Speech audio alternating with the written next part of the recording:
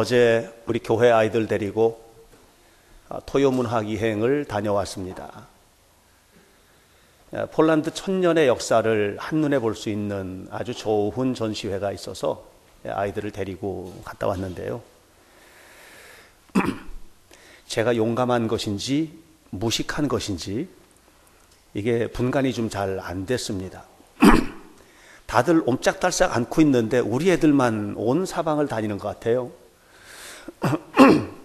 사실 어제 이런 전시회는 우리 아이들이 이제 자주 또 보러 다니기 때문에 어제도 제가 준비하면서 기대했던 것들이 많았어요. 그래서 이제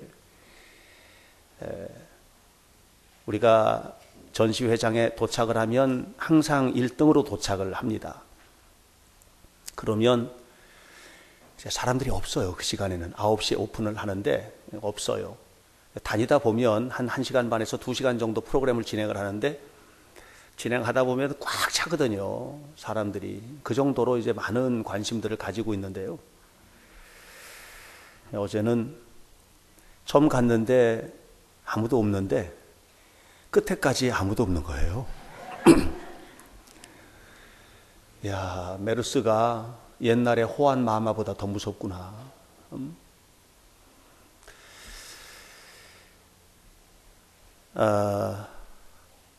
이 어렵고 힘든 시기를 우리가 보내고 있습니다. 가뭄이 다 해결된 것은 아니지만 비가 조금 내려서 너무너무 감사한데 전체적으로 어려운 시기를 우리가 보내고 있습니다. 어떤 사람이 그런 얘기 하더라고요. 이 메르스가 오늘 우리 시대를 향한 하나님의 징계라고 그렇게 하는데 저는 그렇게 생각하지 않습니다. 메르스가 중동 쪽에서 왔잖아요. 낙타가 숙주가 되어서 이렇게 오는데 이 메르스가 중동에서 생겨난 것은 이슬람을 향한 하나님의 진노라고 하는 얘기도 하더라고요. 근데 저는 그렇게도 생각하지 않습니다.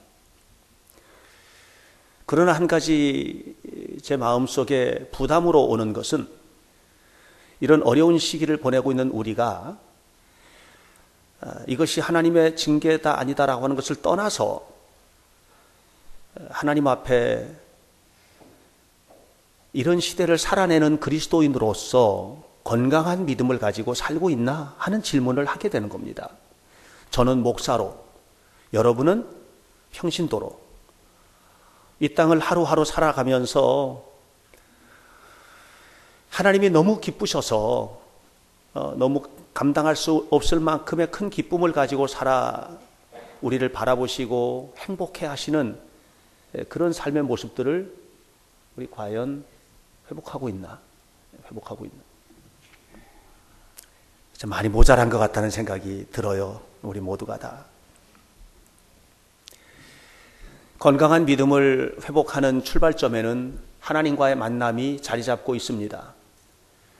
습관적인 신앙생활에서 벗어나고 있는 출발점에는 하나님과의 만남이 자리 잡고 있습니다. 우리가 살고 있는 모든 삶의 자리에서 정말 하나님의 뜻이 이 땅에 이루어지는 이런 축복된 일들이 이루어지는 그 현장에는 하나님과의 만남이 자리 잡고 있는 겁니다. 이게 하나님과 만나야 돼요. 음성을 듣고 깨닫고 구체적으로 하나님을 경험하는 이런 건강한 믿음의 경험들이 우리 속에 필수적인 요소라고 생각을 합니다. 내년에 미국에는 대선이 있습니다. 2016년. 대체적으로 매스컴에서 나오는 얘기들을 보면 둘 간의 대결 구도로 몰아가는 형국이에요.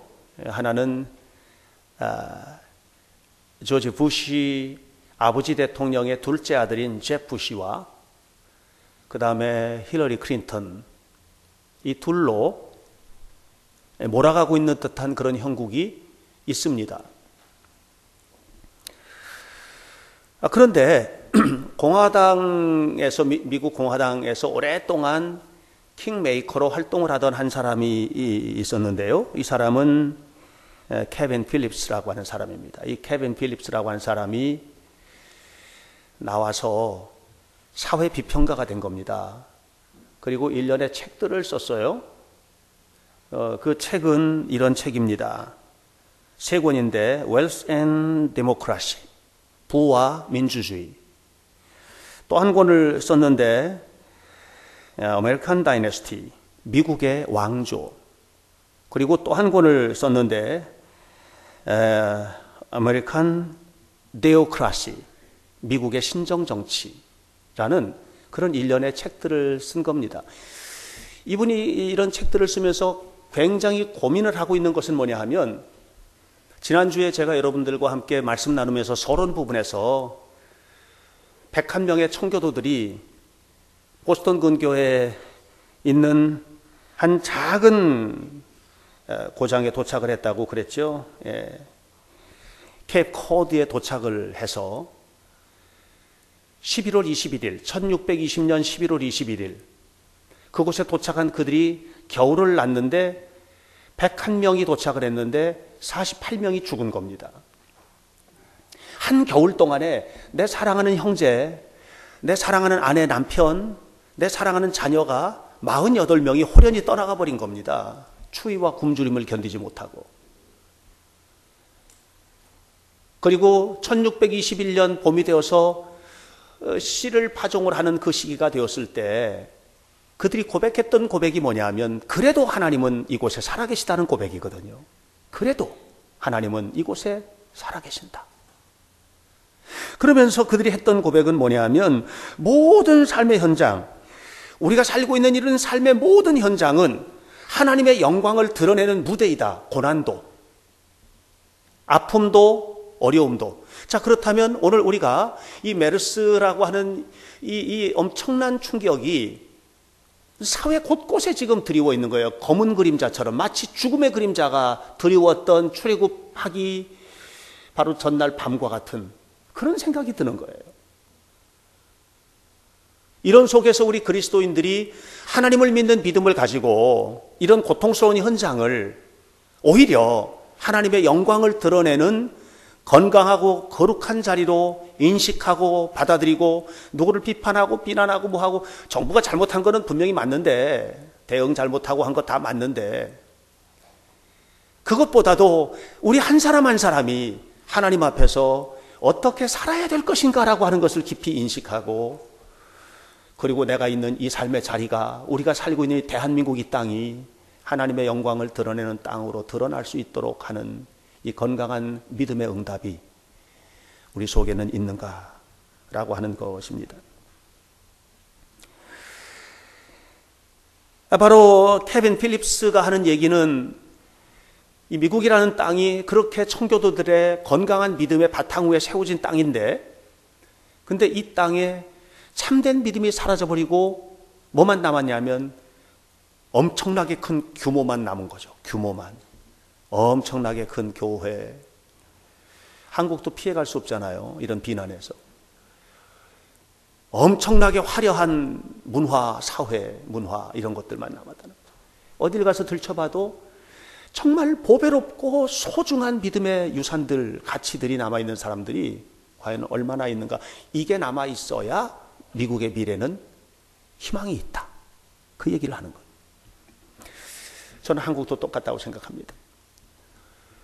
제가 어느 연합집회에 초청받아 가서 설교를 하다가 갑자기 성령께서 저에게 말씀하시기를, 이런 얘기를 선포하게 하셨어요. 한국 교회가 어지러워진 것이 목사님 탓이냐? 아니지 않느냐? 여러분은 왜 책임 안 지느냐? 한 사람 한 사람이 다 책임져야 될 거 아니냐? 책임져야지. 왜 누구를 탓하고 하는 이 손가락질만 난무하고 있는가? 이 손가락질의 방향이 나를 향하고, 내가 하나님 앞에 건강하게 세워져서 엎드려 기도하고 온전하게 세워지기 위해서 헌신하고 할 때 교회가 희망이 있고 사회가 희망이 있고 우리들이 살고 있는 우리의 미래가 희망이 있고 우리 자녀들이 살아갈 세상이 행복해질 것 아니겠는가? 사랑하는 성도 여러분, 저는 어떻게 하나님을 만날 것인지에 대한 일련의 설교를 지금 올 들어서 계속해서 하고 있습니다. 오늘 저는 나오미와 룻이 하나님을 만난 장면에 관한 이야기를 하려고 합니다. 룻기는 사사기와 동시대의 이야기입니다.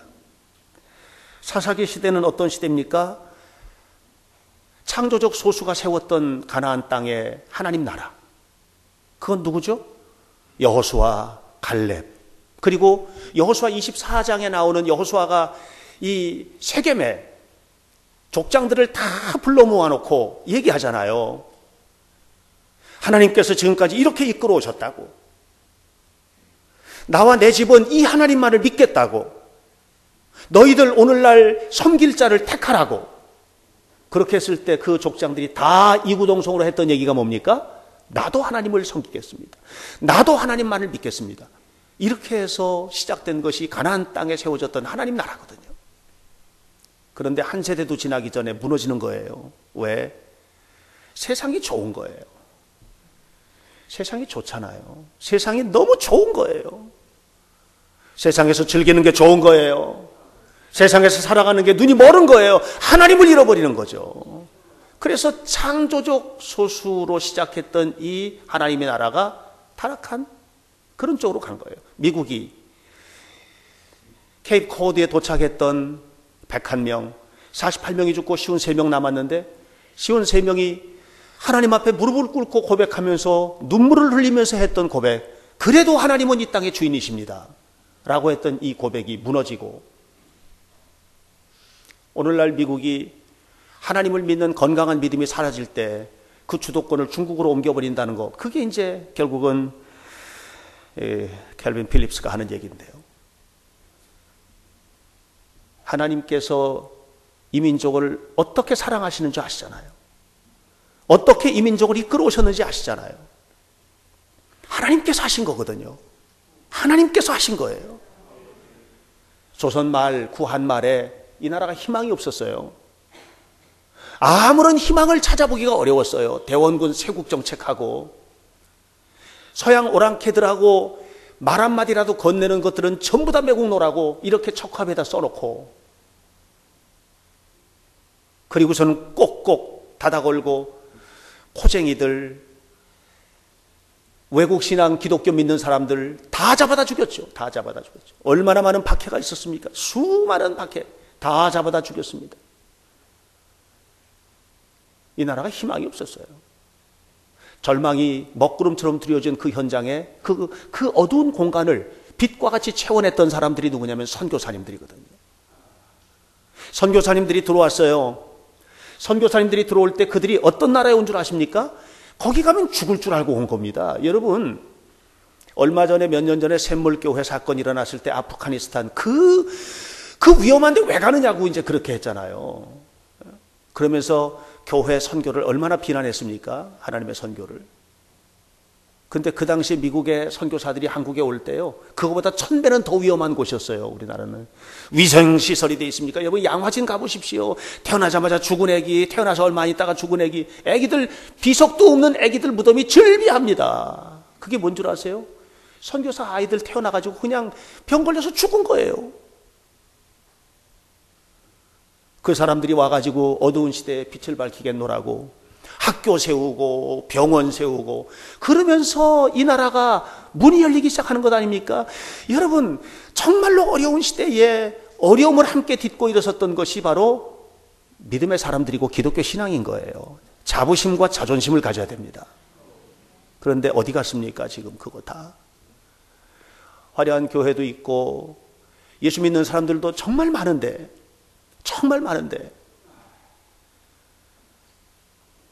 창조적 믿음을 가지고 교회를 책임지고 사회를 책임지고 이 민족을 이끌어갈 지도자로 세우는 그런 마음을 가지고 하나님 앞에 헌신하는 하나님이 찾고 계시는 그 사람들이 어디가 있는가 말이죠. 룻기는 사사시대와 동시대의 이야기입니다. 사사기 시대를 보면 타락한 시대죠. 하나님을 잃어버린 시대입니다. 하나님 없습니다. 하나님이 사라져버린 시대예요. 하나님이 사라져버린 시대에는요, 어둠이 와요.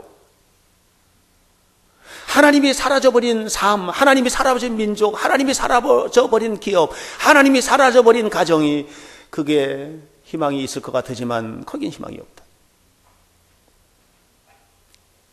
그러니까 엘리멜렉과 나오미가 이 사사시대에 그들의 눈에는, 그들의 생각 속에는 물질밖에 없는 거예요. 그래서 돈 벌겠다고 이민 간 겁니다. 어디로? 모압으로 이민 간 겁니다. 모압으로.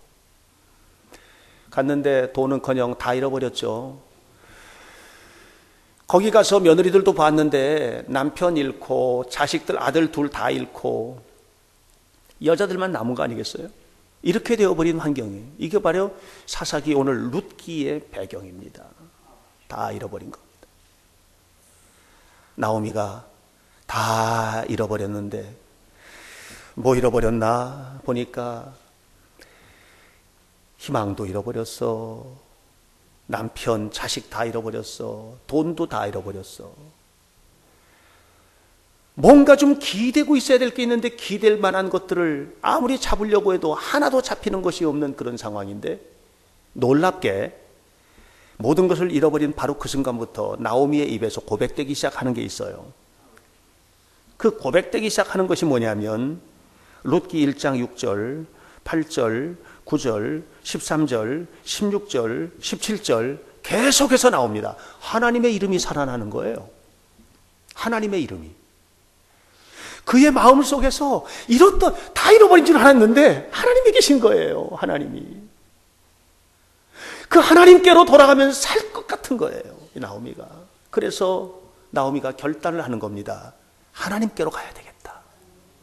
이게 베들레헴으로 돌아가기로 결단하는 내용이거든요. 하나님께로 가야 되겠다. 나에게 남은 희망은 그거 하나밖에 없다. 다 잃어버렸는데. 이것이 바로 하나님을 만나는 순간이에요. 여러분, 하나님을 만난다는 게 얼굴을 대면하고 서서 하나님 거기 계세요? 하고 만나는 게 아니잖아요. 이미 나오미의 마음속에는 하나님으로 가득 찬 거예요. 그렇게 하고 돌아갑니다. 놀라운 것은 이렇게 돌아간 나오미가 모든 것을 회복해요. 모든 것을 회복합니다. 함께 돌아갔던 룻이 모든 것을 회복합니다. 엄청난 축복을 회복하고 말죠. 저는 이렇게 하나님을 만나서 베들레헴으로 돌아가는 이 나오미와 룻의 경험을 보면서 두 가지 우리가 좀 배웠으면 좋겠다 싶은 거 있어요. 하나는 하나님을 만나려고 한다면 우리의 삶에 어렵고 힘든 문제가 생겼을 때 그 자리에 좀 멈춰 서는 거. 멈춰 서서 기도하고 예배하고 하나님 앞에 나아가는 것이 얼마나 중요한가 하는 것입니다. 6절 말씀을 보면 나오미가 말합니다. 나오미가 모압 지방에 있는데 하나님께서 자기 백성을 권고하시고 그들에게 양식 주셨다 함을 들었다 했습니다. 나오미가 지금 하나님의 음성을 듣는 거예요. 하나님의 음성을.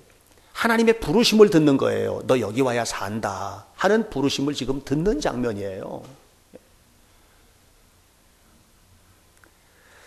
세상의 축복에 빠져서 정신없이 살던 나오미 아니겠습니까? 그런데 그가 얻으려고 했던 모든 것들 가운데 아무것도 얻지 못하는 그 현장에서, 다 잃어버린 그 자리에서 하나님을 다시 붙들고 있는 것을 보게 됩니다. 얼마나 축복인지 모릅니다. 저는 말씀을 준비하면서도 그런 생각을 했어요. 또 선포하면서도 마찬가지인데, 오늘 지금 이 시간에 말씀을 선포하는데 이 선포된 이 말씀이 어느 누군가에게는 생명보다도 더 귀한 말씀일 수 있겠다. 어느 누군가에게는. 어느 누군가는 그냥 한 귀로 듣고 한 귀로 흘리는 말씀일 수 있겠지만, 어느 누군가에게는 나도 이 절망 속에서 하나님 만나고 나도 이 삶의 아픔 속에서 회복되어야 되겠다고 하는 희망을 붙드는 그런 말씀일 수 있겠다. 예. 여러분, 하나님 만나시기를 주님의 이름으로 축원합니다. 우리 너무 바쁘게 사는 거예요. 저도 너무 바빴어요. 왜 이렇게 바빠졌는지 모르겠어요. 뭐 하여튼 글을 써야 되는 것도 너무 많고, 심지어는 제가 이제 금요일 날 밤에는 너무 지치는 거예요, 이게. 머리가 터질 듯 힘든 거예요. 그래서 사실 머리 좋은 사람들은 글 쓰는 것도 쉽잖아요. 근데 머리 나쁜 사람들은 고생하거든요. 너무 힘든 거예요. 써내야 될 것도 많고 뭐 해야 될 거 설교 준비도 있고 뭐 기타 등등 모든 것들이 다 너무나도 힘든 거예요. 그래서 하루는 그냥 올라왔어요. 여기 앉아 있었어요. 여기 1시간 동안 그냥 앉아 있었어요. 그리고서 제가 하나님 앞에 그랬어요. 하나님, 저 좀 도와주세요. 저 참 힘듭니다. 저 좀 도와주세요. 제가 그런 기도를 했어요. 그랬더니 하나님께서 뭐라 그러냐면 이렇게 네가 안 해도 되니까 할 만큼만 해 그러시더라고요. 그래서 할 만큼만 하려고요. 예. 우린 너무 바쁜 거예요. 내가 안 하면 안 되는 것처럼 모든 거 붙들고 살고 있는 거예요. 그냥 다 이건 내가 해야 되는 거야. 내가 안 하면 안 돼. 그렇죠. 그런데 역사는 그런 사람이 만들어요. 그 사람이 안 하면 아무도 안 하니까.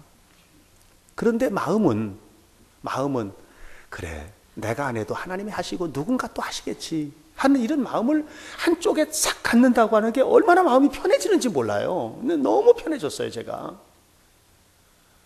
그러면서 준비하는 것들 뭐 이런저런 것들이 편안해졌어요. 잠깐 멈춰 서는 거예요. 그리고 하나님의 음성을 듣는 거예요. 기도의 자리에서, 예배의 자리에서 하나님의 음성을 들으시기를 주의 이름으로 축원합니다. C.S. 루이스라고 하는 위대한 선각자는 고통의 문제라는 책에서 이런 글을 썼어요. 얘기를 했어요. 고통은 하나님께서 우리에게 말씀하시는 확성기입니다. 하나님께서 우리에게 말씀하시는 확성기라는 거예요. 고통이 오기 전까지는 몰라. 하나님의 음성 못 들어. 그런데 손톱 많은 고통이라도 내 마음속에 부담이 오기 시작하고 이것이 겹쳐 일어나게 되면 그 순간에 우리가 깨닫게 되죠. 내가 뭐 잘못했지? 어떻게 해야 되지? 그리고 드디어 귀를 열기 시작하죠. 하나님의 음성에 귀를 열기 시작하죠. 예. 사랑하는 여러분, 지혜롭게 되시기를 주의 이름으로 축원합니다. 멈춰 서셔야 돼요. 멈춰 서는 시간을 반드시 가지셔야 돼요. 대나무는 자라다가 멈춰 서는 시간을 가져요. 대나무가 쭉 자라다가 멈춰 서는 시간에 마디가 생겨요. 대나무가 생기는 이 멈춰 서는 순간, 다시 말하면 겨울을 보내는 동안에 마디가 생기는데 이 마디는 대나무를 튼튼하게 만드는 마디예요. 이 마디가 없으면 대나무는 서 있을 수가 없어요. 멈춰 서는 시간이 손해보는 시간 같고 예배 자리로 나오는 이 시간이 쓸데없는 시간 같지만 기도의 자리에 나와서 엎드려 기도하는 그 시간이 무슨 별로 큰 능력이 없는 것 같아 보일 수도 있지만 그게 아니라는 거예요. 하나님은 그 시간에 일하시고 하나님은 그 시간에 내가 쉬는 시간에 하나님은 나 대신 일하시고 내 삶을 이끌어 가시고 역사하시는 하나님이심을 믿으시기를 축원합니다. 나오미가 엄청난 고난이 왔을 때 딱 섰을 때 들린 거예요. 베들레헴으로 가야 되겠다. 하나님 계신 그 땅으로 가야 되겠다. 이사야서 55장 2절에 말씀했습니다. 너희의 모든 수고롭게 행동하는 것을 멈춰라. 멈춰라. 수고로움을 멈춰라.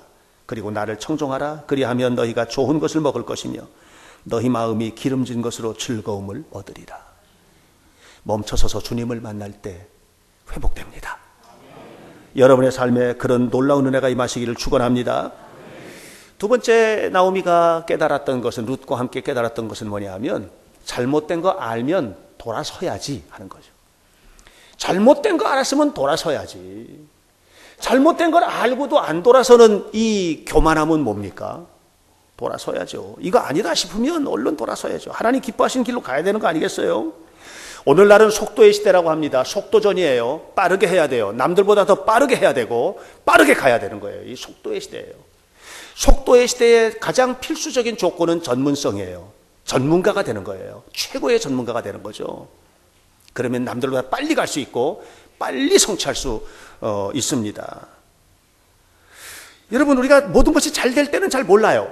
모든 것이 잘 될 때는 잘 모릅니다. 그런데 어떤 순간에 어려움이 오면 실력 있는 사람이 이기는 거예요.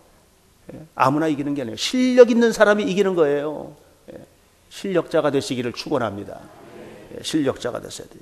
그런데 속도보다 중요한 것은 두 가지가 있는데, 하나는 바른 방향으로 가고 있는가 하는 것과, 두 번째는 언제든지 멈춰 설 수 있는 제동장치가 튼튼한가, 이겁니다. 여러분, 아무리 빨리 가도요, 제동장치가 망가져버린 속도는요, 파괴입니다. 다 죽는 거예요. 다 죽는 겁니다. 끝장나는 거예요. 또 바른 방향으로 가지 않은 속도는 저주받는 거죠. 그러니까 우리가 속도가 중요한데 우리는 다 속도 이런 거 있잖아요. 왜?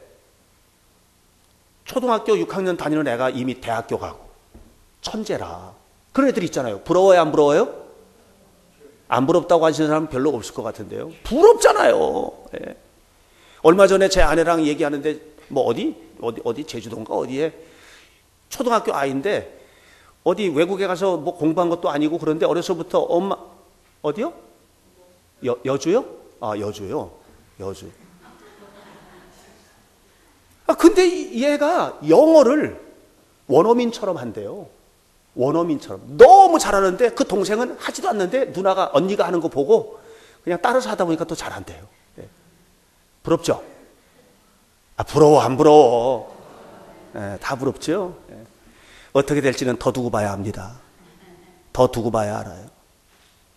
빨리 가는 것을 너무 부러워하는 사회 속에 우리가 살고 있는 거예요. 남들보다 더 빨리 깨닫고 빨리 가는 거. 근데 여러분, 그리스도인은 지혜롭다는 것은 뭡니까? 하나님 기뻐하시는 길로 가고 있는가? 늘 점검하는 거죠. 그리고 아무리 빨리 가서 좋지만, 남들보다 빨리 성취하는 것이 좋지만 잠깐 멈춰 서야 될 때 설 줄 아는 지혜를 갖췄나? 이런 부분이죠.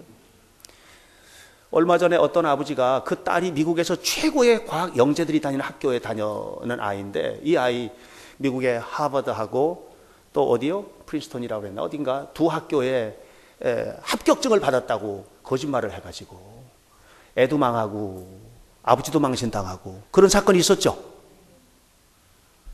이게 뭐예요? 속도가 빠른 아이야. 이 아이는 속도가 느린 아이 같으면 부모가 그런 기대도 하지 않았을 거예요. 속도가 이미 빠른 아이예요. 그런데 방향을 잘못 잡아준 거예요. 그 아이가요, 얼굴 들고 살기가 어렵게 돼버렸어요. 왜? 꺾여버린 거예요. 타이타닉이 영국 사우샘프턴에서 떠나서 뉴욕까지 갑니다. 이 배는 최고의 화려함을 갖춘 배입니다. 규모가 최고입니다. 속도 최고입니다. 이 속도로 이 화려함을 가지고 뉴욕까지 쫙 하면 성공이 아주 보장되어 있는 배였죠. 그런데 문제가 생겼다는 것을 알게 됐어요. 그런데 그 문제를 이겨낼 수 있을 만한 능력이 이 배에는 있다고 생각을 한 거예요. 속도를 멈춰야 될 때 안 멈췄고요. 방향을 틀어야 될 때 안 튼 거예요. 그 바람에 어떻게 됐어요? 다 죽은 겁니다. 여러분, 속도를 너무 기쁘게 생각하지만은 마세요. 속도는 매우 중요한 것이지만 그 속도가 하나님의 손에 딱 잡혀야 돼. 그렇게 되려면 뭐예요? 하나님 만나야 돼요. 하나님 만나야 돼요. 남들보다 더 더디다고 해서 걱정하지도 마세요. 하나님 만나면 하나님께서 회복시켜 주실 거니까. 우리 그걸 믿는 거 아니겠어요? 오늘 우리가 가고 있는 이 길에 하나님께서 함께 하시기를 주님의 이름으로 간절히 축원합니다. 그래서 이사야 60장 22절에 뭐라고 그랬어요? 작은 자가 철을 이루겠고 약한 자가 강국을 이루게 될 것이다. 내가 때가 되면 내가 그것을 해줄 것이다. 이렇게 말씀하고 계시는 거예요. 크고 작고의 문제가 아니라는 거예요. 빠르고 느리고의 문제가 아니라는 거예요. 하나님의 손에 잡혔냐 안 잡혔냐의 문제가 여기에 있다고 하는 것입니다. 하나님의 손에 잡히셨습니까? 하나님을 만나는 거룩한 성도가 되시길 주의 이름으로 축원합니다. 아이작 스톤이라고 하는 유명한 세계적인 바이올리니스트가 있습니다. 이 사람이 중국을 방문했습니다. 중국의 어린 영재들, 10살 전후의 어린 영재들을 모아서 음악학교를 하는데 영국의 영국이 아니고 중국에 15억이나 되는 사람들 가운데 최고의 영재들만 그 학교에 오는 거예요. 최고죠, 최고. 책임자가 그 아이들의 연주회를 보여주는 겁니다. 연주회를 다 보고 난 다음에 물었습니다. 아이작 스톤에게. 어떠셨냐고. 최고입니다. 흠잡을 데가 없습니다. 너무나 완벽합니다. 기술적으로, 음악적으로 너무나 완벽합니다. 최고입니다. 그런데 내가 더 깜짝 놀란 게 있습니다. 난 지금까지 살면서 이렇게 영혼 없는 음악을 들어본 적은 없습니다. 여러분, 최고가 되는 것과 그 속에 영혼이 담기는 것은 다른 거예요. 기능적으로는 스파르타 교육을 통해서 완벽하게 갖췄는데 그 속에 마음이 없는 거예요. 마음이. 여기 음악하는 친구들이 있는데 열심히 하면 잘할 수 있죠. 그러나 마음이 없는 사람을 하나님이 키우지는 않아요. 여러분, 주일마다 교회 나와서 예배를 드리죠. 여러분의 능력만큼 사실 거예요. 그러나 그것을 뛰어넘는 창조적 역량은 여러분의 마음이 하나님과 닿을 때 나타나는 거예요. 하나님이 하시는 거거든요. 그러니까 여러분 어떻게 해야 되겠어요? 하나님 만나야 되죠. 하나님 만나는 은혜가 임하게 되기를 바랍니다. 여러분, 영혼 없는 신앙은 무서운 것입니다. 열심히 다닙니다. 열심히 합니다. 그런데 일하는 감동이 없고 헌신하는 감격이 사라진 영혼 없는 믿음, 너무너무 무서운 겁니다. 우리는 그렇게 살아서는 안 될 사람들이죠. 목적이 높아지는 데 있는 게 아니잖아요. 하나님을 믿는 사람들의 목적은 높아지는 데 있는 게 아니잖아요. 하나님 믿는 사람들의 목적은 뭡니까? 이 땅에 하나님께서 기뻐하시는 나라를 만들어가는 데 있기 때문에 우리가 하나님이 기뻐하시는 일을 위해서 뜨거운 마음으로 헌신할 수 있게 되기를 간절히 축원합니다. 여러분 한 사람이 세워지는 것이 모든 사람의 행복이 되고, 여러분 한 사람의 믿음이 이 교회의 자랑이 되고, 여러분 한 사람 한 사람의 삶의 자리가 하나님 나라를 세우는 자리가 되는 이런 주인공으로 세워지는 것이 창조적 소수가 되는 것이죠. 나오미는 베들레헴으로 돌아갑니다. 돌아갈 수 있겠습니까? 망했는데. 어떤 사람이 미국에 이민 갔다 합시다. 꽤 많은 돈 가지고 다 까먹고 자식 다 죽고 빈털터리가 돌아왔어요. 고향 땅 가겠어요? 여러분 같으면 고향 땅 가겠느냐고요. 못 가는 거예요. 나오미는 고향 땅 가는 겁니다. 지금 왜 갑니까? 실제로 거기 갔을 때 여러분 룻기를 읽어보세요. 저가 나오미가 아니냐 하면서 손가락질하는 수많은 손가락질이 거기에 있는 거예요. 그래도 거기 가는 거예요. 뭐만 보고? 하나님 한 분 보고 가는 거예요. 하나님 한 분 보고. 그런데 그렇게 손가락질했던 그 사람들이 그 손가락이 부끄러운 손가락이 되게끔 하나님이 만들어버린 거예요. 저가 나오미가 아니냐? 똑같은 말인데 저가 나오미가 아니냐? 하나님이 축복하신 사람이 아니냐? 이렇게 말하거든요. 읽어보세요. 룻기를.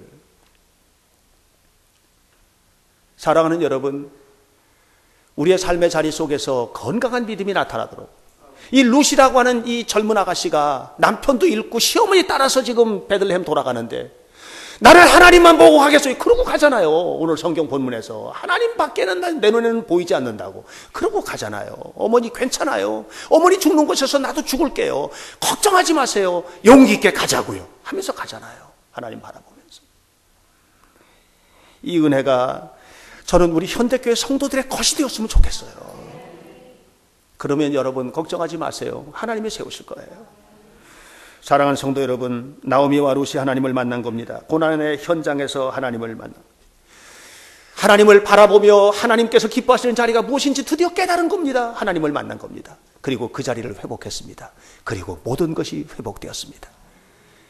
이 놀라운 은혜와 축복이 저와 여러분 가운데 가득하시기를 간절히 축원합니다. 기도하겠습니다. 살아계신 아버지 하나님, 하나님의 영광을 받으시기를 원합니다. 오늘 우리가 살아가고 있는 하루하루의 삶이 하나님께서 기뻐하시는 자리가 되도록 도우시기를 원합니다. 우리가 작지만, 우리 연약하지만 천을 이루게 될 줄 믿습니다. 우리 약하지만 강국을 이룰 줄로 믿습니다. 나 여호와가 말하였으니 때가 되면 속히 이루리라고 말씀하신 하나님의 약속이 이루어지게 도와주시기를 원합니다. 영혼 없는 신앙생활 하지 말게 하옵소서. 영감도 없고 양심도 사라져버린 하나님이 기뻐하지 않는 신앙생활 하지 말게 도와주옵소서. 방향을 점검하게 하시고 언제든지 하나님께서 그곳에 서라 말씀하시면 멈춰서서 예배하고 기도하고 하나님의 음성을 들을 수 있는 영적 여유를 갖도록 도와주시고 이 건강한 제동장치가 우리의 삶의 속도를 더욱더 즐길 수 있도록 이끌어 주실 줄 믿사오니 하나님 우리를 도우시고 하나님 우리에게 생명을 주시고 하나님 우리와 함께해 주옵소서. 예수님 이름으로 기도하옵나이다. 아멘.